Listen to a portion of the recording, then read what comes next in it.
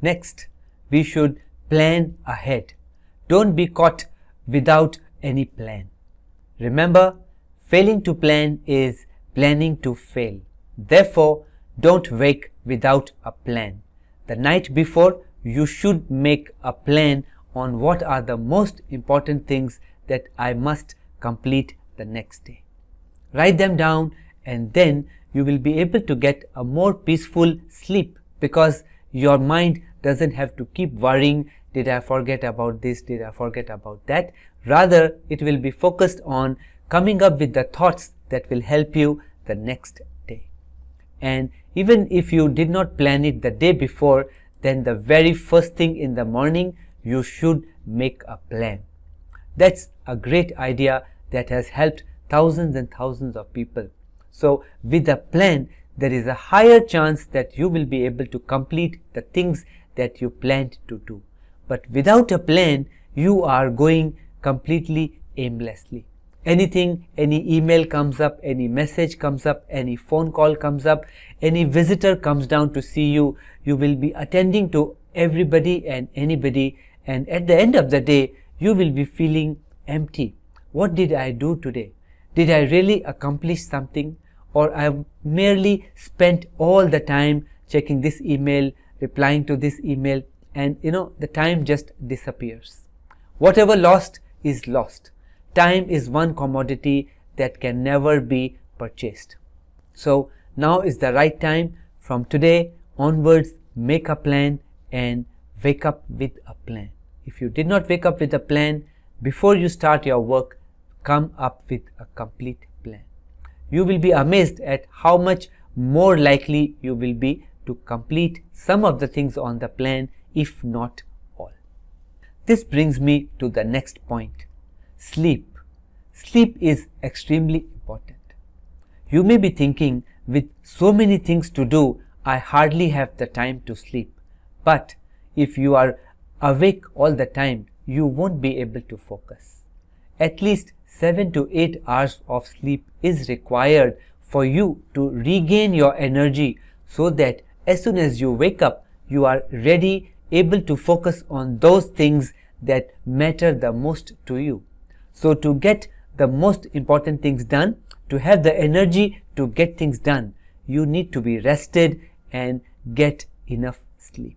So make it a point to go to bed at a particular time, let's say 9 p.m., 10 p.m., whatever is convenient for you, and then decide around this time I am going to leave my phone, shut down my Facebook, I'll stop reading any digital, looking at any digital devices, and start to calm down and start to wind down after you have written your what is the plan for the next day.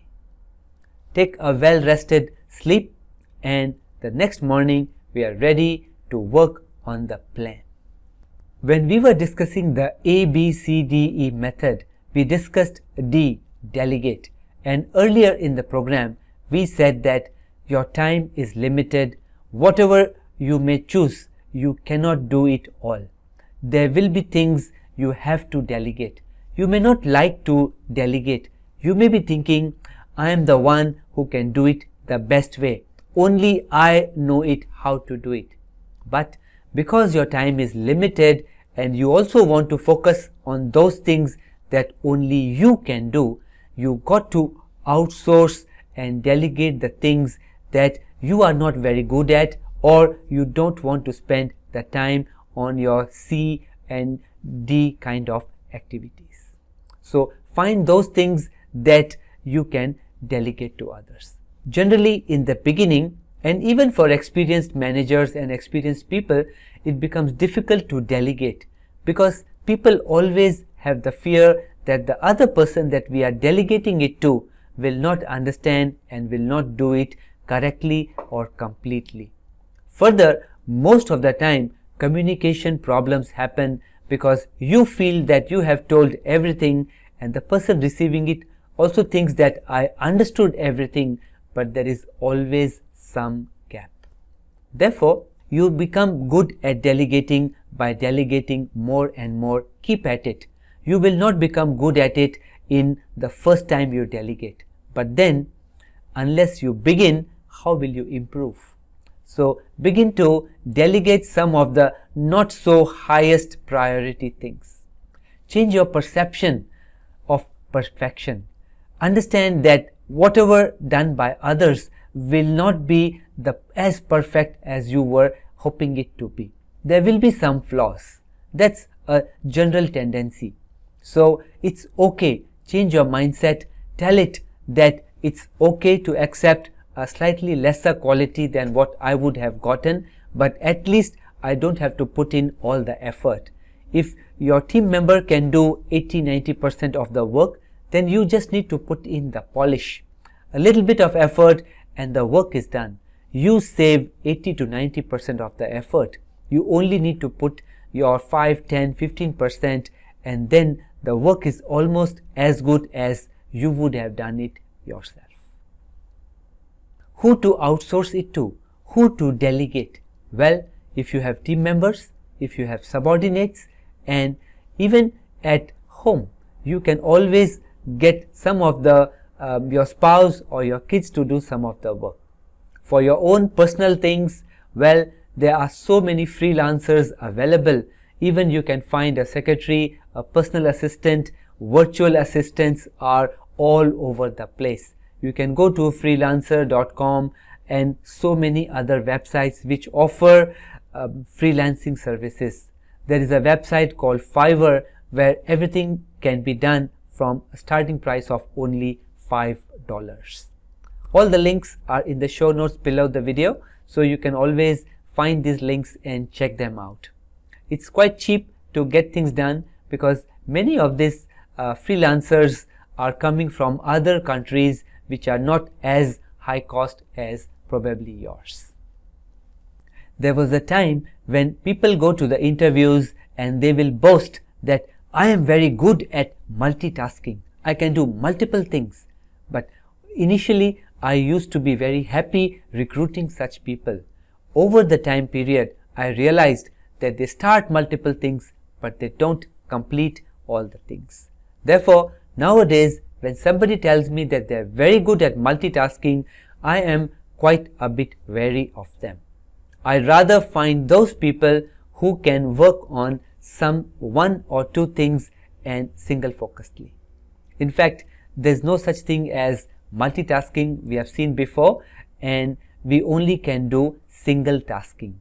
But then if you keep on switching the task, the mind takes time. If you stop your article or book that you were writing and suddenly jump into something completely different, when you come back, it's very difficult to simply start where you left. The thought process needs to come back and many times we get stuck. Therefore, whenever you switch tasks, leave some buffer time so that you can wind down from this task, write down some notes as to where you left it, what you have done, and then slowly move on to the next task. When you leave some buffer time, this gives some thinking time to the mind, and this is better rather than simply switching tasks continuously.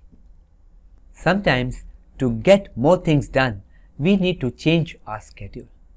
Well, I have tried it and I have found great success. So find out what works for you. I'll give you some suggestions. One of the things you could try is to wake up earlier by an hour. Of course, it will be tough in the beginning, but then you can start by sleeping slightly earlier so that you can wake up earlier.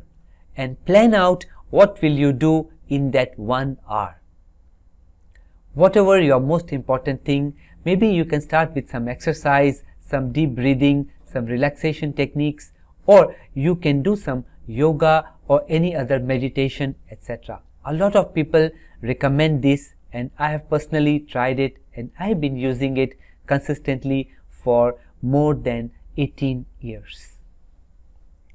Contrary to popular belief, you don't have to spend countless hours doing meditation. Just a 15-minute sitting meditation is good enough to get started, to get some clarity. And then you can write for 15 minutes or read your favorite book for 15 minutes. You could also review your to-do items and start working on the first one. You could organize your thoughts, write down how you are going to proceed, research something. Well, all this 1 hour of free time that you are getting, this is actually a quite quiet time in the home. Since you wake up slightly earlier, you will find that there are less people at that time awake who are going to distract you. Therefore, you can work peacefully, and the 1 hour can be this golden hour that I can vouch for. Another thing you can do is, if you can't work at home, you can arrive at work slightly earlier. When you arrive at work earlier, you will also find it quite peaceful because everybody else hasn't arrived. You will be able to focus on the things that you want to do without much interruptions, because the phone is not ringing, constantly email are not coming. In fact, when you want to get some real work done, simply close the door and shut your email so that you are not reading email or going to the internet and suddenly the 1 hour will be wasted. Instead, stay single focused and work on the one thing that you really wanted to do. Lastly, to gain the 1 hour, you will have to sacrifice something. I really urge you to cut down on some TV, some Facebook, some WhatsApp or Messenger or whatever your favorite social media activity that you like to do.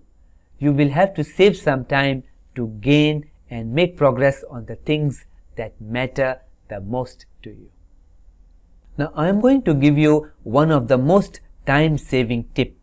That's because a lot of us receive a lot of email and other paperwork.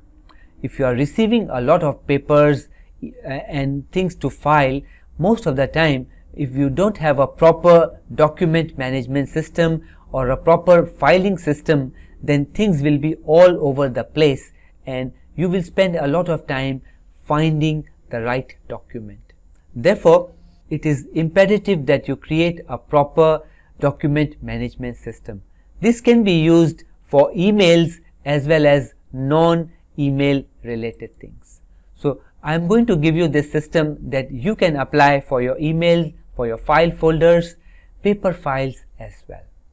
And this can be a very simple alphabetical file foldering system. Simply create A to Z, that means a file folder based on the alphabetic A to Z order. Whatever related to car goes into the car folder. Whatever related to retirement goes into the retirement folder. Whatever related to insurance goes into the insurance folder. And you can create different folders for different projects. So all your paper, emails, even computer files, Word documents, presentations on your computer don't have to be all over the place. Creating a single filing system in the alphabetical order is going to save you a lot of trouble and make it easier for you to find the documents. Over the years, I have created a filing system at my office and a similar system at my home. So the insurance, the retirement, the investment papers, the car papers are at home, and in the office I do have multiple project files. I have files for each staff member and I easily able to find the things that I need to find from this alphabetical system. Several times we have seen people's computers, laptops, the entire desktop is filled with icons from one end to the other end. They say always that I know where it is, I can always find it, but most of the time if you clutter your desktop with 60 to 100 icons, you will find it extremely difficult to find what you are looking for, and you have to keep opening each document to see, is this the one? No. Is that the one? No. So keeping things in a file by just using the alphabetical system A to Z, simply sort it and you can find things much faster. We will talk more about this on how to use this for emails and file folders later on in another section on the getting things done using email.